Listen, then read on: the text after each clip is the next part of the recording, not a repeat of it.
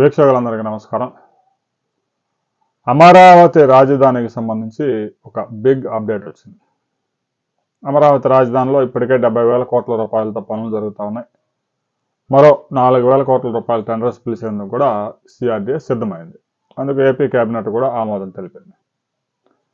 ఇక అమరావతి రాజధానికి కనెక్టివిటీ పెంచడం మీద ముఖ్యమంత్రి చంద్రబాబు నాయుడు ఫోకస్ పెట్టారు.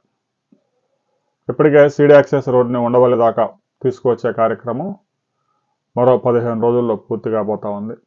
ఆ తర్వాత నేరుగా ఉండవల్లి నుంచి సీడీ యాక్సెస్ రోడ్లోకి కనెక్టివిటీ వస్తుంది. సీడీ యాక్సెస్ రోడ్డుకి ఎవరైతే భూములు ఇచ్చారో ఆ రైతులకు కూడా ఫ్లాట్స్ రిజిస్ట్రేషన్స్ జరిగిపోయాయి. ఇంకా ఒక రైతు కోర్టుకు వెళ్ళారు. అది కనుక క్లియర్ అయితే సీడీ యాక్సెస్ రోడ్డు కరెక్ట్గా క్లియర్గా వస్తుంది.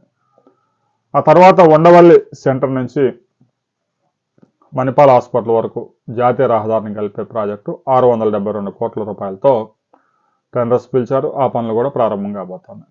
ఇక E13 రోడ్డు పనులు కూడా చురుగ్గా జరుగుతున్నాయి. అది కూడా నేరుగా అమరావతి రాజధాని నుంచి ఎయిమ్స్ హాస్పిటల్ దగ్గర నేషనల్ హైవేని కనెక్టివిటీ చేయబోతా ఉన్నారు. ఇక ఎన్ఆర్ఐ హాస్పిటల్ దగ్గర ఒక ఈ రోడ్డు పాత ముంబై హైవేని కనెక్టివిటీ చేయబోతా ఉన్నారు. ఇక అమరావతి రాజధానికి భవిష్యత్తులో రైల్వే ట్రాక్ పనులు కూడా ప్రారంభం కాబోతా ఉన్నాయి కొద్ది రోజుల్లోనే. ఇప్పటికే భూసేకరణ ప్రక్రియ కూడా వేగంగా జరుగుతూ ఉంది. నంబూరు నుంచి అమరావతి రాజధాని మీదుగా ఖమ్మం జిల్లాలోని ఎర్రుబాలెం వరకు దాదాపుగా 50 కిలోమీటర్ల పైగా ఈ ట్రాక్ అభివృద్ధి చేస్తూ ఉన్నారు. అయితే బెంగళూరు నుంచి తిరుపతి మీదుగా అమరావతి రాజధానికి ఒక హై స్పీడ్ కారిడార్ తీసుకొచ్చే ప్రయత్నాలు ముమ్మరంగా జరుగుతూ ఉన్నాయి. ముఖ్యంగా హైదరాబాదు, బెంగళూరు, చెన్నై నుంచి హైదరాబాద్ ఈ రూట్స్లో రద్దీ ఎక్కువగా ఉంది.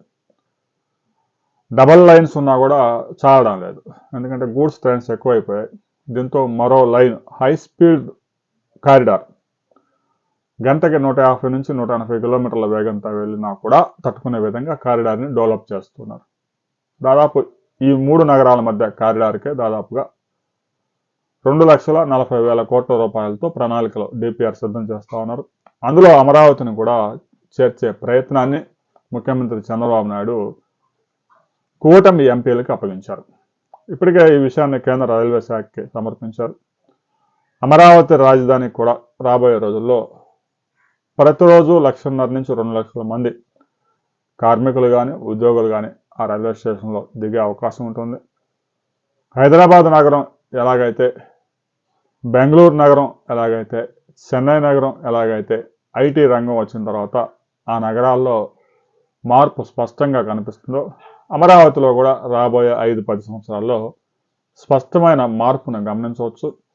అప్పటికి పెద్ద ఎత్తున అమరావతి రాజధానికి రాకపోకలు ఉంటాయి కాబట్టి హై స్పీడ్ కారిడార్లో భాగంగా అమరావతి రాజధానిని చేర్చాలి అని కేంద్ర ప్రభుత్వం మీద రాష్ట్ర ఎంపీలు ఒత్తిడి తీసుకొస్తున్నారు. ముఖ్యమంత్రి స్వయంగా కేంద్ర రైల్వే మంత్రిని కూడా కలవబోతున్నారు. ఈ ప్రాజెక్టు కనుక ఓకే అయితే హై స్పీడ్ కారిడార్ అమరావతి రాజధానిని కూడా టచ్ చేస్తుంది. ఎలాగూ విజయవాడ మీదుగా హైదరాబాద్కి, విజయవాడ నుంచి చెన్నైకి హై స్పీడ్ కారిడార్ ఉంటుంది. ఇక అమరావతి రాజధానిని కూడా ఆ లిస్టులోకి తీసుకొస్తే అమరావతి రాజధానికి కూడా హై స్పీడ్ కారిడార్ అందుబాటులోకి వస్తుంది. దీనికి సంబంధించి ఈ బడ్జెట్ సమావేశాల్లో ఎంపీలు ఢిల్లీలో ఉన్న సమయంలోనే రైల్వే మంత్రిని కలవబోతా ఉన్నారు. అమరావతి రాజధాని కూడా హై స్పీడ్ కారిడార్లో చేర్చే ప్రయత్నాలు ముమ్మరం జరుగుతూ ఉన్నాయి. దీనికి సంబంధించి మరిన్ని అప్డేట్స్ రాబోతా ఉన్నాయి. ఆ తర్వాత మరిన్ని వివరాలతో మరో వీడియోలో మనం కలుసుకుందాం.